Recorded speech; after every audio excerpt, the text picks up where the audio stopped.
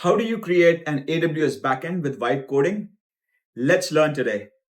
We are going to create an AWS backend with an API gateway and Lambda and an S3 bucket, all deployed with infrastructure as code using GitHub Actions in AWS, and we'll do all that with vibe coding. And if you are interested, please watch on. What you are going to see is an AWS AI London event that where I presented yesterday, and I've just put all the recording here. So what are we going to do today? I think very exciting things. We are going to do some live coding. Now, if you guys want to join along with me, you are welcome. I think we'll keep the pace a bit slower, and so that you are able to follow me. What I'll do is I've put a lot of things in the documentation. Hopefully, I'll be able to share that with you at the end of the call as well. So what are we going to do today? I think we are going to create some kind of setup like this where we will interact with Codex, and I'll go in detail on what Codex is. We'll interact with Codex with a prompt. That Codex will create a pull request on our GitHub repository. Then we'll also use prompting to create GitHub Actions and Terraform code to create a full stack, a infrastructure as code to develop this particular stack, which is an Amazon API Gateway, an AWS Lambda, and an S3 bucket. So I think roughly the application will be a very hello worldy, so to say. And this application will basically, we hit the endpoint and it will call the Lambda, and Lambda will basically write some file in the S3 bucket. But even if all that, if we are able to do purely with prompts, that's great. And that's exactly what the agenda is. We'll set up, we'll understand what is OpenAI Codex, we'll look at some of its features, and we'll set up Codex environment, we'll set up the AWS environment, we'll vibe code the whole thing and see if we get lucky on creating the end-to-end thing without any issues. Because I think, and that's something we'll go into. Vibe coding itself is very, let's say, fluky. It's a coin flip sometimes. And while agent is busy, we'll have a lot of interesting discussions. I think we would love to know about your backgrounds and what kind of culture in your company. I think how you're adopting AI, what AI coding tools you use, do you vibe code? And I think we'll probably get through these. Hopefully that there'll be more. And during the discussion, I think, there is a note, questions are welcome. Please feel free to interrupt me. Please feel free to ask me any questions. I usually, when I explain things, I skip things because in my mind, it just like it's fit in the right place. Feel free to ask me questions if there is something isn't clear. We will record this session, so no worries about missing out. If you just want to walk away, go for a coffee, that's fine. And yeah, that's it. So let's start. I think I'll go first to the last place. Who am I? I'm Prasad, and I also call myself the AI Monger. I run a YouTube channel, but I'm primarily a software engineer. I think I've been doing software for around 20 years. I used to be senior engineering manager in companies like Expedia. I'd been like cloud engineering, have done cloud engineering, data engineering, software engineering. I've done a lot many things, right from front end to back end to data. And I think this channel was about creating more conversations around the fear around AI taking over software jobs. And I think that takes my interest because I see everyone talking about, AI is out there to replace jobs. And I was like, really? I want to try that myself. And that's the reason, I was fairly hands-on even when I was an engineering manager. Right now, I'm doing contracting, and I'm almost setting up an agency around AI so that I can help small and medium businesses understand AI, adopt AI, and actually use the power of it to do more with less. So that's me. That's me. And yeah, I've come from India. I think I came here around in 2008. So it's been a while I've been in London. And now almost that I started thinking of going back now. maybe at some point. Anyways, so we'll start here. Let's start with what is OpenAI Codex. So OpenAI Codex is basically OpenAI or ChatGPT's feature. It's a new feature. It's also a model in the backend. It's a fine-tuned model on top of an O3 model. Those who know about O3 model, it's a reasoning model, which also powers deep research in a way. Reasoning models in general are supposed to understand the task, think about it, reason through it, break it down into, have a plan and execute that plan properly. So I think what OpenAI team did, I think they took the O3 model, which was OpenAI's model, then they made it, they trained it, they fine-tuned it on top of a lot of GitHub's public repository. And I think that's why it became very specialized for coding related tasks. And what Codex lets you do is basically interact with GitHub repositories in a way where it becomes your agent that can review code, that can change code, that can bug fix, all while you just describe it. Now, you can primarily use it from ChatGPT, and ChatGPT, it's available for Plus users. So I'm not sure if any of you are Plus users or not. If you are not Plus users, then you can always use an OpenAI key and install Codex CLIs on your laptops. And I think that will be a good way to actually use this as well. The reason why I love the web chat, and I'll go into more details on it, is because I think you can do this from anywhere. So for example, the first time I interacted with OpenAI Codex, I was actually just sitting on my bed, just twiddling thumbs using my phone. And I set up some GitHub repository to work with. I'll go into details on how to set it up, and we'll see it live. But I was just like working through, and I had a thought that I wanted to fix something in one of my public repositories. And then I just like prompted it, and it just created a pull request. And that was amazing. Like every time I coded in the past, I always needed my laptop with me. This was the first time ever in my life I was just sitting down with my phone, and Codex was doing coding for me.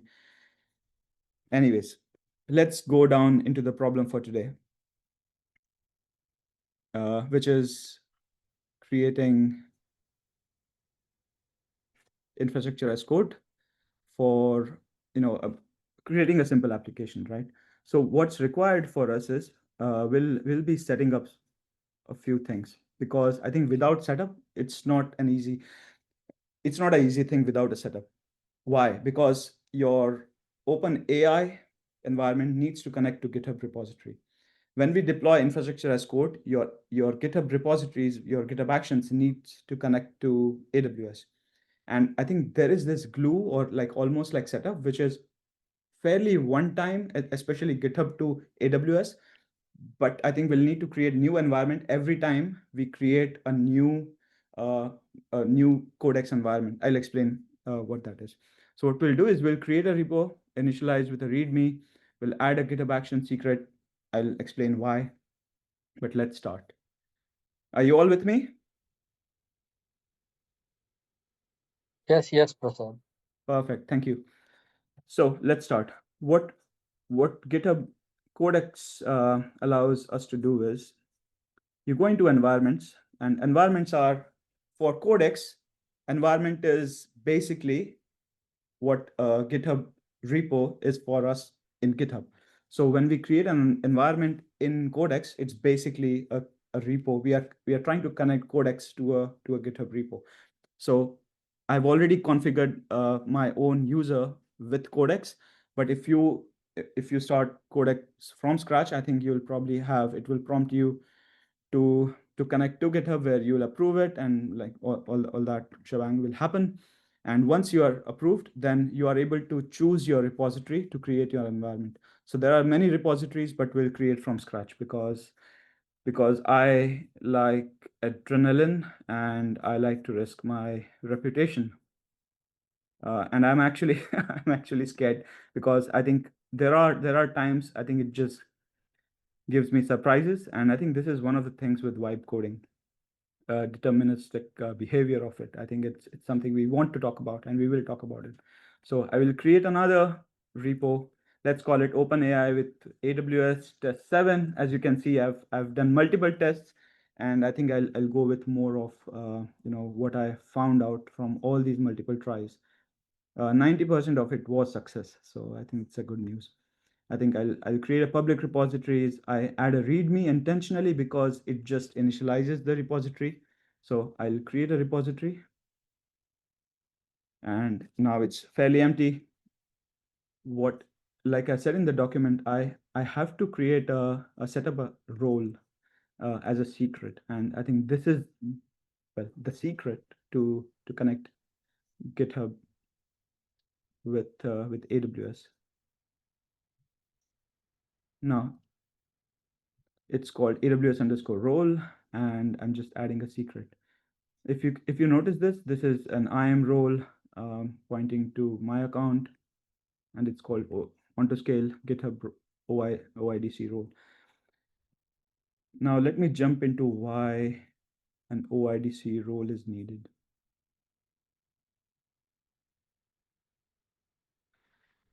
When you connect from GitHub, where is our famous diagram? When you're trying to connect from GitHub Actions with Terraform to AWS, I think often, what is our traditional way, right? The simplest, if you ask anyone, will be, just get credentials and then, use Boto3, connect, and we are done, right? It's usually as simple as that. What OIDC lets you do is we create a role where GitHub becomes an identity provider to your cloud OIDC connector, and we use that so that we don't always need to refresh our credentials. So it becomes the GitHub action role will actually assume the OIDC connector role. It will assume that identity, and it can always interact with GitHub without requiring any particular AWS credentials and refreshes, because it will simply use STS to always fetch the right credentials and refresh it. And it's also for security. I think here we can specifically add conditions where we can allow only a few patterns of repositories that can interact. For example, I have restricted this to only allow any GitHub action, processes which are coming from my own GitHub setup, right? You can be very specific. You can even specify branches here. I'll let someone in, or you can be a little bit, you can use wildcards here as well. As you can see here, I think we have used a federated principle here with a OIDC provider. So we need to create this role, and this has to be created beforehand, unfortunately, and this will be a one-time thing. So we created a OIDC role with a trust relationship, and that trust relationship has specific rules so that it allows GitHub to post, add any actions here. For that, we'll also need to add an identity provider, which is GitHub user content, where the provider itself is GitHub user content, and audience is STS. Right. So I think that is one level of setup which is needed. Now we go into the next level, which is setting up the environment. So we just now created an AWS test 7 environment. We'll go here, we'll find, did I refresh this? Probably not. Okay. We'll go and find this new repo, test 7. Okay. So test 7 is added. Now this is an environment for an agent, right? So we have to ensure that whenever agent runs, it has access to whatever it needs. So we can add environment variables to the agent. We can add secrets to the agent. We can also allow agent internet access, which has a certain kind of, pre-configured dependencies or whatever package repositories we need. At the moment, I'll just let it go wild and all unrestricted. for Terraform, for example, it needs to download Terraform packages. So I think There are so many, yeah. What is Flash called? sorry, I think someone is not on mute. I'll request them. So we'll go and create the environment.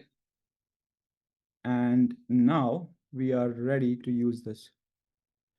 Now we just need to describe a task. Now, what we can do so that we can utilize our time much better. Earlier, I was thinking of breaking the whole task down into 3 prompts, which is first we'll create an S3 bucket with Terraform and GitHub Actions. And then the second prompt to add a Terraform destroy so that we have ability to completely tear down our infrastructure if needed. And the third one was to add Lambda and API Gateway. And I was wondering that maybe I should just combine it all. And I think that's where I created this prompt. Let's run through the prompt. So create an S3 bucket with Terraform and GitHub Actions. So what I'm saying is create an application that can create an S3 bucket with the name onto scale create with OpenAI Codex in AWS, use Terraform to define infrastructure as code, and use GitHub Action role to deploy Terraform. GitHub Action workflow should only deploy on merge to main. And those who have worked with Terraform before, I think you need a backend state file backend S3 bucket where it can create a state file. So I think that this is something another point where I had to pre-create.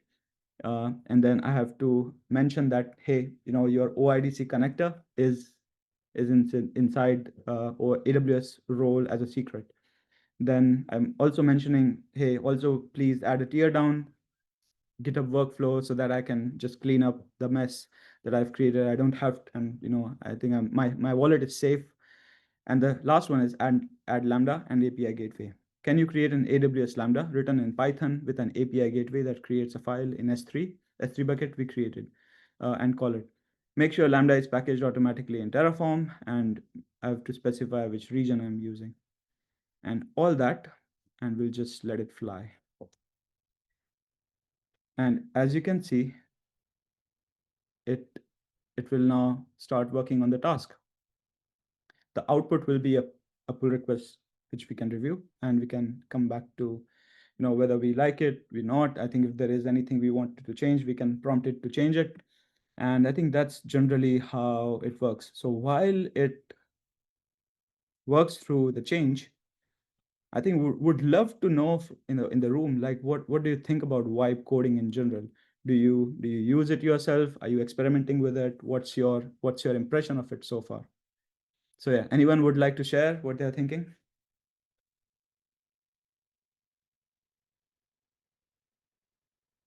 Yes, Surya.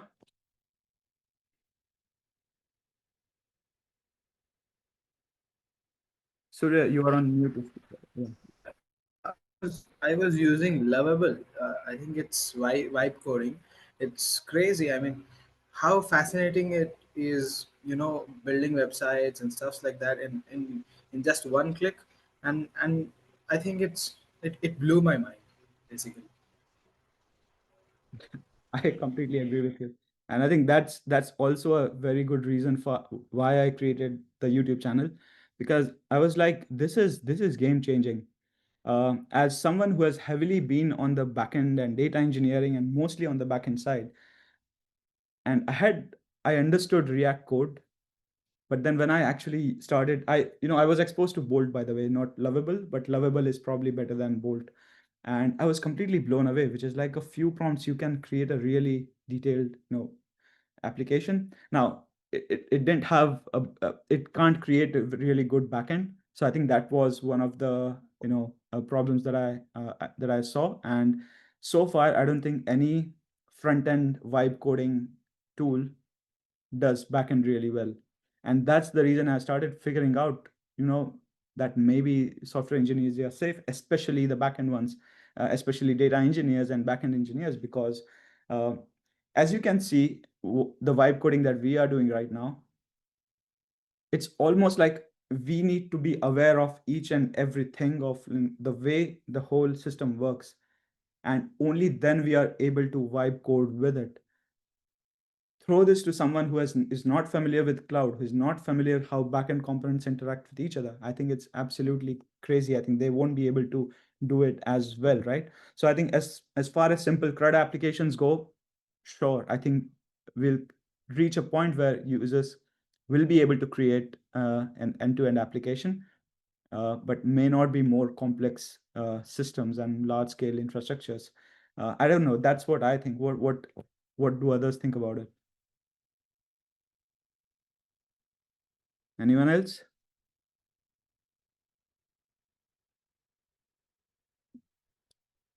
No. So I think meanwhile we'll go and check what's happening around here. Let me do a refresh, and looks like our job is done while we were talking. So let's analyze this code. We have a deploy GitHub workflow. Those who have worked with GitHub Actions, I think it is supposed to be in GitHub .github/workflows, and this is a deploy YAML file where we define on push branches. That means whenever a main branch merges, I think on push to main branch, I think this will be triggered. Permissions, ID token, write and read. I think this is especially needed for OIDC connectors. So I think this is a GitHub Actions way of ensuring it has permission to write into AWS. And with jobs, I think it has created a deploy job that checks out the code, sets up Terraform, configures AWS credential. It is correctly pointing to the secret that we created, AWS region US East 1, and Terraform init and Terraform apply. Yeah, that looks good. Destroy on workflow dispatch, which is great. So I think every time we merge something, it won't automatically trigger a Terraform destroy, which is good. On workflow dispatches, basically it allows users control on executing a tier down whenever we want. It's not automatic, which is very desirable. And on destroy, I think it has done mostly similar things, except it has called Terraform destroy at the end. Then it added a git ignore. Yes, I think I approve. Added some readme, which is great. Lambda function, it has created a Lambda function, which is Boto3 client S3. It's a bad smell. I usually add a region explicitly, although even if S3 is supposed to be global. And it will create a simple file with probably a timestamp in it, and it will call a put object, and it will run a status code and body of what was created. So this looks good so far. Okay, let's go into the Terraform. So it has added a main Terraform snippet or script where it has kind of correctly used the bucket, which is the Terraform backend bucket for the state files, and a code to create S3 bucket, which is good. The name is what we expected, which is this. And then a Lambda execution role, because I think we'll be creating Lambda. And then Lambda basic, IAM policy attachment, makes sense. Archive, Lambda zip, archive file. So I think here it is, Terraform is going to archive our Lambda, which I think we have already seen the code. The code is Lambda function under Lambda directory. So it will probably create a zip for it, and then it will attach it to Lambda function. And then it will create an API gateway of protocol type HTTP, which is great, an API gateway integration and a root, and along with Lambda permissions, so that API gateway can invoke Lambda. Perfect. Like, how much time would that have taken us without this? I don't know. But first, let's see if it actually works. So I'll create the PR, and I've just clicked here. Now, if we don't like any of that, we can always request it to change that. We can even dictate it, which is great. But now I'll go and see PR. Now, I think before you go, just to prove that I haven't set system up from before, so you can see I've just got one S3 bucket. I've got no API lambdas deployed. Oh, sorry, no API gateways deployed and no lambdas deployed. And I hope things work. I think this is the most trickiest part of it all. If not, I'll just show you how how things worked in the past, and we'll discuss more about vibe coding. So yeah, I think we just reviewed the code end to end. I'm kind of happy. You can see, I think this was created by a ChatGPT connector. We can merge the pull request, and I'm hoping that when we merge it, this will trigger a GitHub action, which it has done. And again, fingers crossed, I expect it to deploy the whole infrastructure.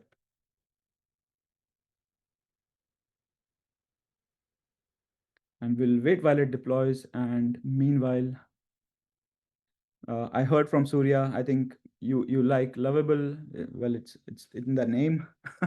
Anyone else uses any AI coding assistants, or what's going on in your companies? Like, are you given GitHub Copilots or maybe Microsoft Copilots, or I mean maybe Amazon Q? I don't know.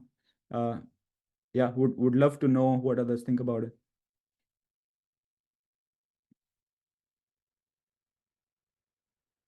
Anyone? I've recently encountered Amazon Q, and I was blown away by it, by the way. So I was a heavy user of GitHub Copilot at my workplace, where I actually, my clients, and I was heavily using GitHub Copilot. Agnislav, yeah, please share your thoughts. Hey, yeah, in my company, we're actively using, first we used Cursor, but then switched it to GitHub Copilot, and we use it overall more than a year already. And I would say it really makes the speed of delivery of experienced developer much faster. It's not real vibe coding, like do me the application and everything works. Still, you need to understand the architecture, syntax, etc., all the infrastructure. But when you understand it, it really helps you to deliver much faster. And I believe before you said that about backend, that it's not ready. From my experience, much easier to have backend, even with quite complex infrastructure, than a front end. For front end, it can do a very simple design, but when you need to conform with design from the design team, this is where things got complicated. I would say AI will not replace developers, but developers who know how to use AI will fire developers who don't. That's it. Yeah, absolutely. Yeah, I love your observation that the complicated UIs still need specialized front-end developers who can maybe use AI tools to create those, from a design. Is it the same experience others have found as well? I kind of agree with it, because I think, funny enough, I think although I say a lot about me being hands-on, I've sometimes kind of dwelled into building front end as well. And right now I'm actually helping my client build a front end. And I think that was my first interaction where I felt, I think this whole design was created very quickly. But there are always areas where, without knowing, without someone knowing the internals, I think it's really difficult to just prompt. It's an important skill to know what to prompt as well. So I think Agnislav, I think I agree with you on that as well.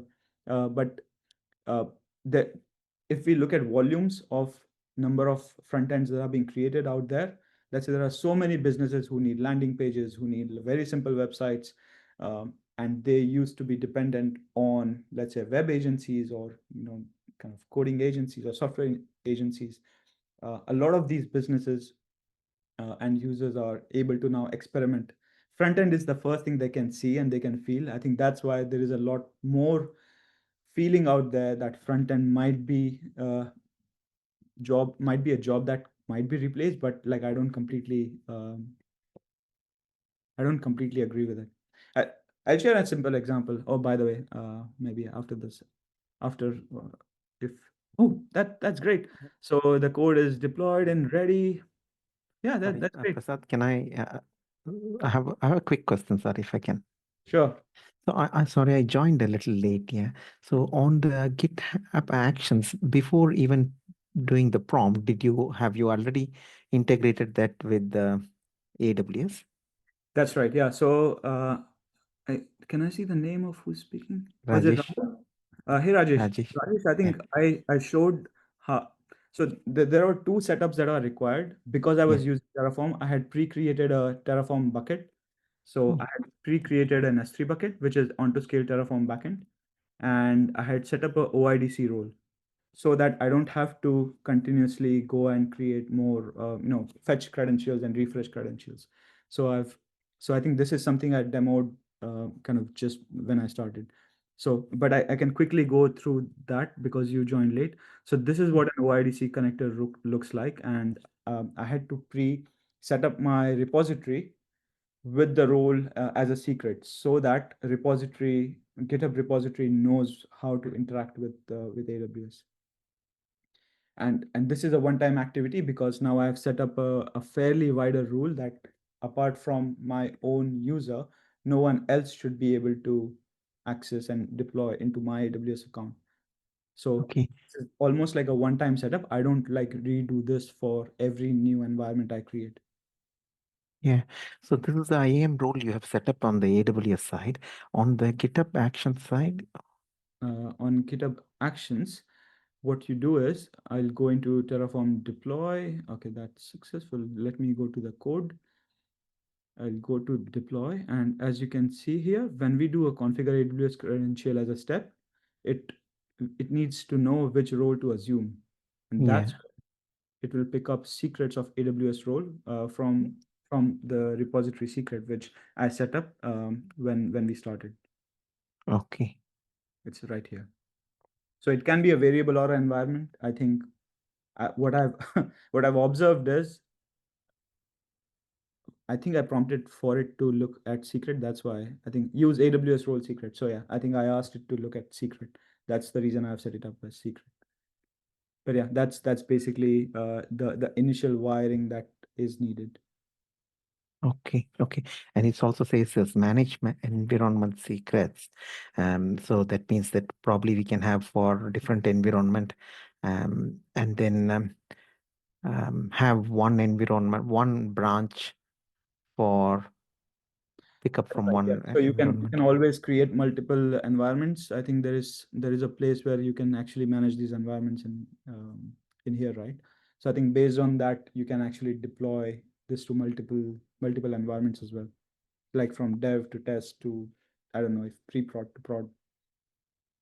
Sure. Yeah. Thanks. Thanks, Prasad. Yeah, and I think I'll nudge you to do that experiment because I think with my OpenAI Codex experiments, I haven't actually built that level of complicated workflow at all. I think this is so far I'm Yeah. like very very early on in my experimentations. I think a few days back I created a video dubbing service which uses step function, which used AWS Transcribe and Poly, and it's great. It worked. I was like to set that up, it would have taken a lot more, but from GitHub Action workflow side, it was fairly simple. Okay. Yeah. Thanks. So now I'm quite excited to actually see whether things work. So this was the only bucket we had. I'll do a refresh, and now we see another bucket. Hey, it worked. There is no API. When I refresh, I hope there is an API here. Yes, there is an API. And there was no Lambda before, and I hope we see a Lambda here. And there is a Lambda. So we can go and check if it's the same code, which it should be. I'm sure like no one would disbelieve, right? Okay, so now let's try to run it. I'll go to the API gateway and I'll see what it has created, right? So it created a default rule. That means if I just hit this, it should trigger the code. And it has failed with internal server error for some reason. So I think we'll need to debug that. Is it because the root is default, or is it because it's a post? What is it? See, this is what I was referring to, which is like there is some kind of unpredictability when it comes to the actual. So I think that's where we need to be really be specific about what we want to create. Now, in this case, oops, sorry.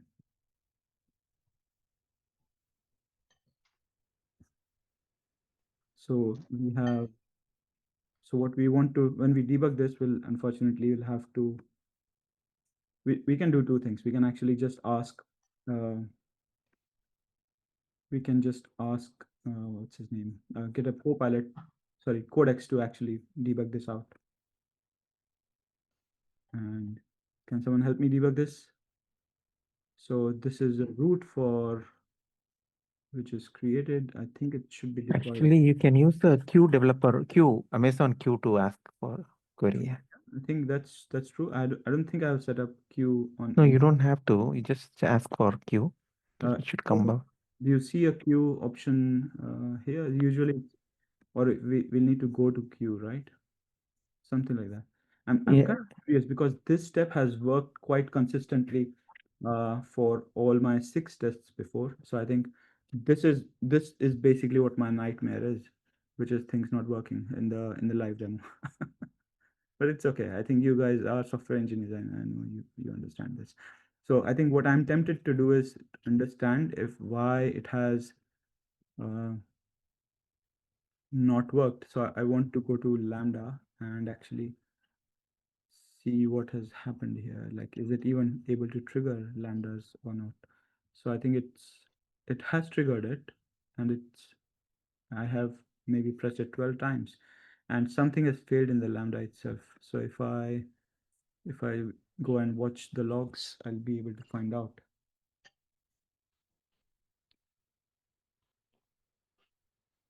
Okay, and access denied. Is not authorized to perform put object on the bucket because no identity-based policy allows put object action. So when we were reviewing our policies, I think it didn't do it.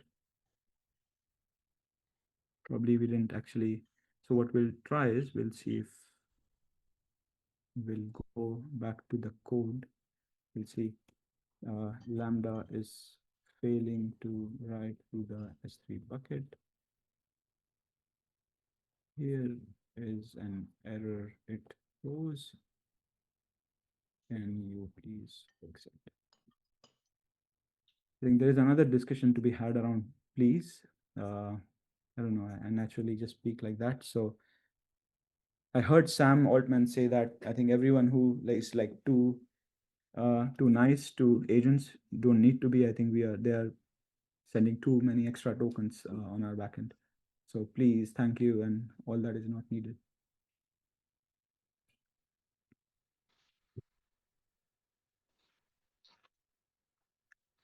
So, but if we look at, it has created Terraform destroy, which is great. We can try it out. Maybe we can just recreate the stack after it has deployed, or I can show an older stack I had created with the GitHub Copilot. We'll see how this one goes. I'm hoping it is able to fix it. If not, we'll have to find another way. But this is the unpredictability of vibe coding, and I think this is why. Yeah, I think so far, especially with OpenAI Codex, it's fun to do something different, and I think I might able to use it to get started really quickly. But a lot of intricate things, we will need to. It's sometimes faster to just fix it by hand, because there have been a few times where I could see that, hey, this GitHub workflow, I just want this to be changed, or I just want another, every pull request should trigger some tests or something. And I know that that was a one line change. And in Copilot, I wasn't able to change it because Copilot doesn't allow us to manually edit some files. It's like completely dependent on agent. But then if it allows users to also add or change something, that will be a great addition to the UI feature in general. And yeah. So I think coming back to the final question, do you guys think AI will replace developers? Any more thoughts on that? Any more thoughts on any other? I think the AI will reduce the number of developers. Yeah. Or you think it will? Reduce the number of developers to do the work. Yeah. I So have a team that requires 5 people can be run with a team that can run with, say, 3 people. Yeah. I think you are right. I think you are right. Do you see a change that has started? Like, so one thing I always think about is, how do we know this change has started? Do you think this change has already begun? Do you Yeah. think businesses are thinking about reducing Um, the sizes of their teams? what has happened is the salary paid to the developer has come down. Yeah. Oh, and you're thinking that's because of AI? I can't say that very clearly. I will leave it to the rest of the team to come up with. Yeah, but to some extent, I'm guessing that could be a possibility. Yeah. Okay. Yeah, makes sense. Any more opinions on any of this? Meanwhile, I'll go and check. So it has. Yeah, actually, yes. So I would say that I'm agree that number of development jobs as we know them now will decrease. However, new jobs will rise. For example, even with no code, low code solutions, other ones, it's like, as always, I remember times when there was introduced Bootstrap. Oh, there is no need in designs anymore. But no, more jobs. Then it was the same with Tailwind, with React Native, with everything. But number of developers, anyway, people need people who can talk to computer, even if it's AI. Yeah, I agree. So I think you are a believer that some jobs will come down, but that might mean more jobs and new jobs will be created. Surya, you have yeah, your hands are raised. Yeah. See, ultimately, I think the replaceables are going to be replaced. While we scale our business or say some startup, it is very, very easy, or say it can't be said like easy stuff, but it is 10 or say 100x more efficient, or say in a very quicker manner, that we can scale our business or say startup using AI, right? I think those jobs which are failing or say which are falling behind to scale in that manner will be lost, unfortunately. Or if the people who are working in those fields have have those mindset of converting themselves to an AI generalist, then of course they will be in a better position of taking or say securing their jobs. It's my opinion. True. And I think I think I agree with it. While Surya, you were saying something, I think I think I was a bit distracted because I think I reviewed the code that we had asked to fix the IAM role. I deployed it and I just ran it and it worked. So I think I'm a bit relaxed now because I can see a new file is created and we'll actually go and see whether it got created or not. So we'll go to, this was the S3 bucket. It created 2 files and we can go and maybe download it. Created by Lambda. So yeah, I think I promised you I'll create a backend with OpenAI Codex. I think we did it. Yeah, feel a bit relaxed about it. I'll have a sip of my tea while we talk more about it. So yeah, I think this is great, and you can see that while a lot of this would have required a lot of planning, a lot of thinking, maybe if teams have pre-created templates, they would have maybe done this equally fast. But to think of a stack we have in our minds and to actually quickly deliver it, I think this is what I'm loving about this. It's for software engineers like us. I think it's an interesting change, and this is definitely going to change industry the way I see it. I think it is powerful enough that it will change a lot of grammars. I'm pretty sure it is going to change how we look at code quality, how we think about coding standards, because if readers eventually are only going to be agents, and the probability of users, the humans being the readers of code, if that increases, then a lot of our questions and our existing grammars around what code quality should be like, I think that will change for sure.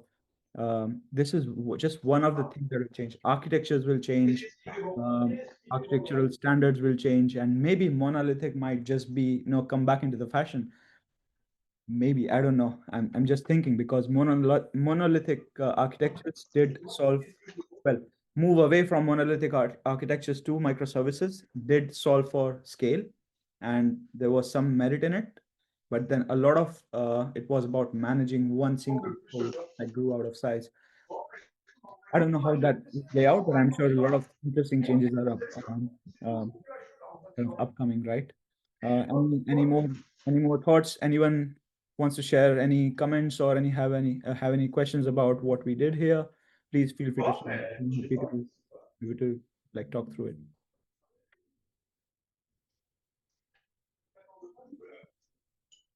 So now we have created a new code, isn't it? How about that we have some large, not large, or some existing code base, yeah?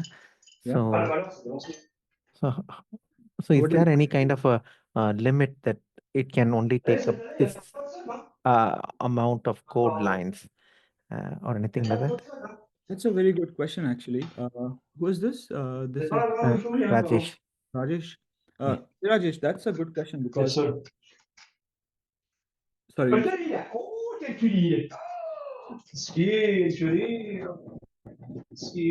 think someone's is that mute there. Let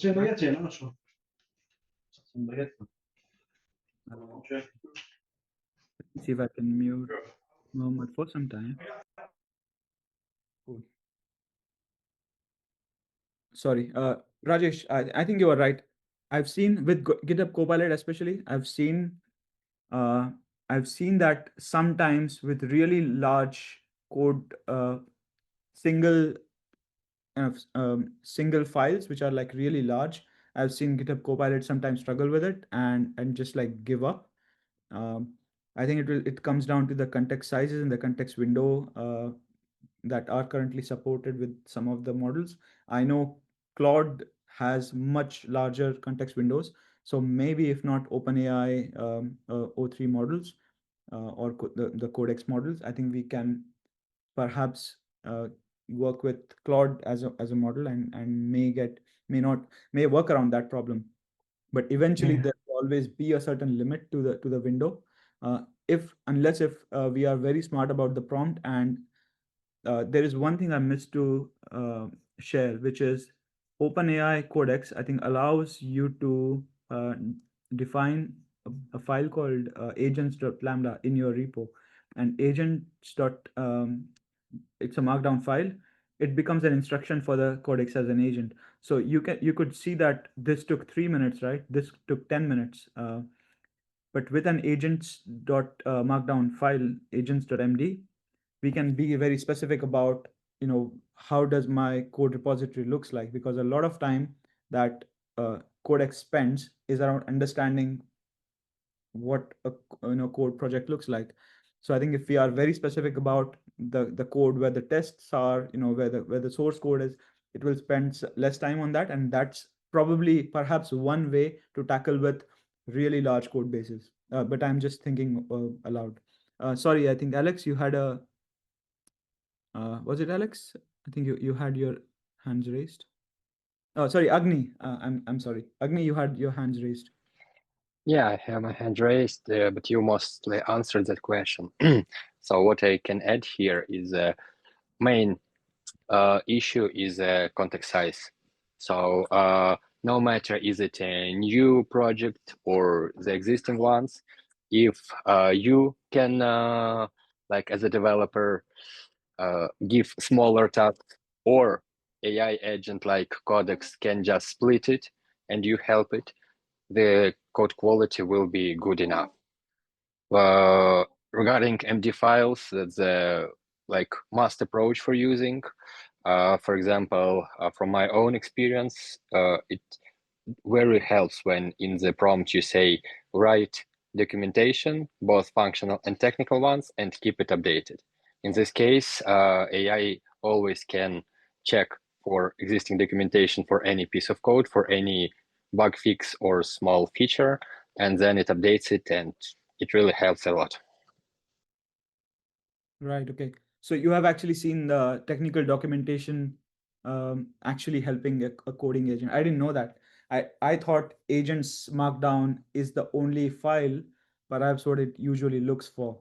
But it's great to know that even if in some other markdown format, as in markdown file name, if you have technical documentation, the agent learns from that and reads that. I think that's great to know. I didn't know that. Thanks for that. Yeah, thanks for sharing that.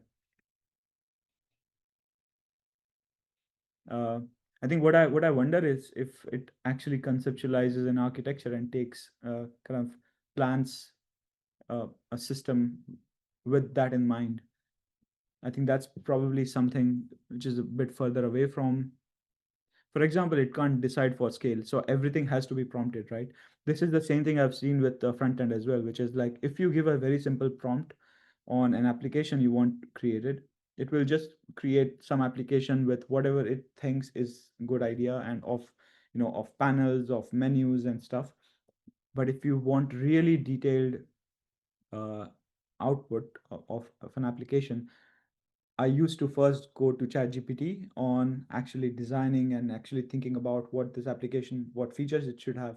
Once I decide on the features, I ask it to prompt, create a detailed prompt, which actually really in a fine way describes what that feature is. Maybe in a similar way, it can do that with the backend architecture as well.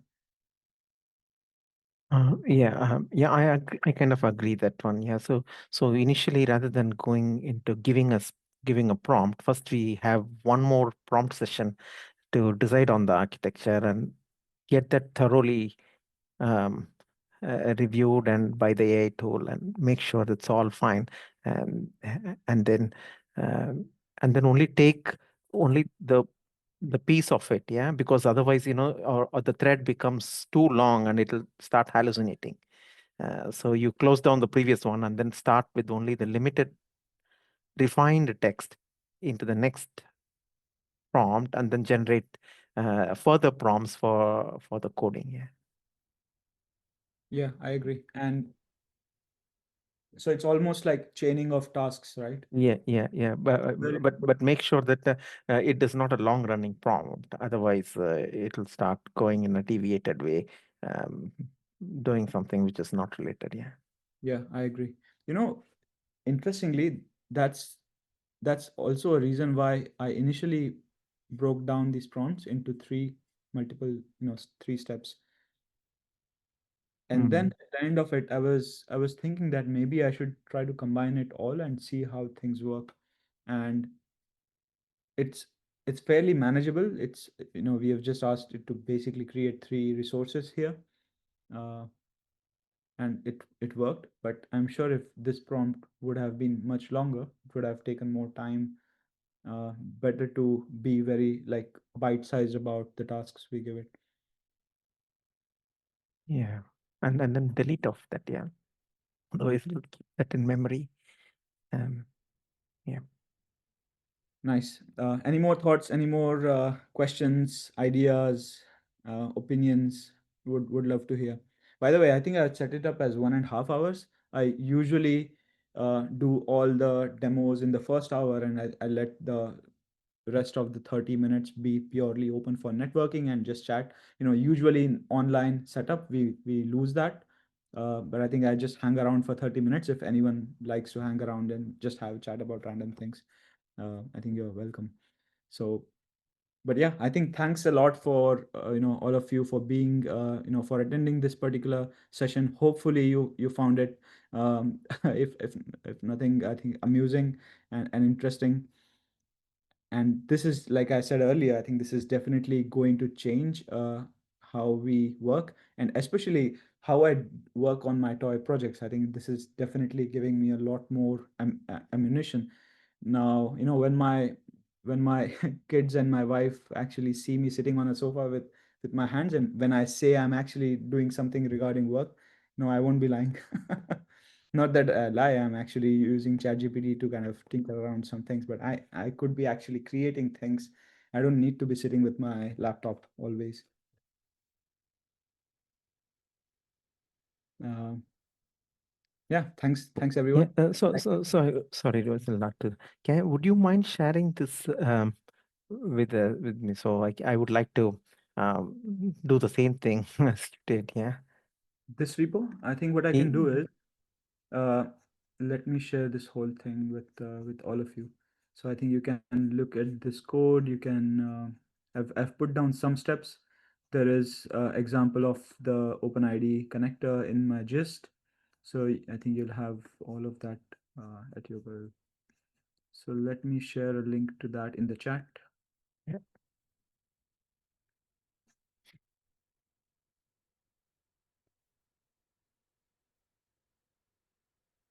Yeah, that's very useful.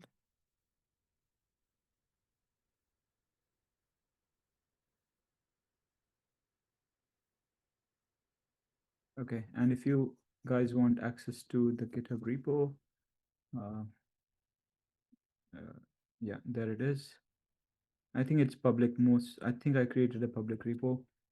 Yeah, I think, and if you are interested in like more of my experiments, I think please follow me on like I said, like, share, and subscribe on YouTube channel. It's a shameless plug, and Yeah. I'll be creating more of these sessions on AI London, and Yeah. I'd love for you to attend in the future. Have you put up your YouTube link here? Will do. Oh, I can see that in the meetup. Yeah, AI Monger. Yeah. Yeah. Yeah, I would like them subscribed. Nice. Where do you guys work? So I think, by the way, the formal session is ended. Maybe I can even stop recording. I'll call it an end, and maybe we can just chat up if you guys have time, and I definitely have some time. Yeah. I'm working as a technical consultant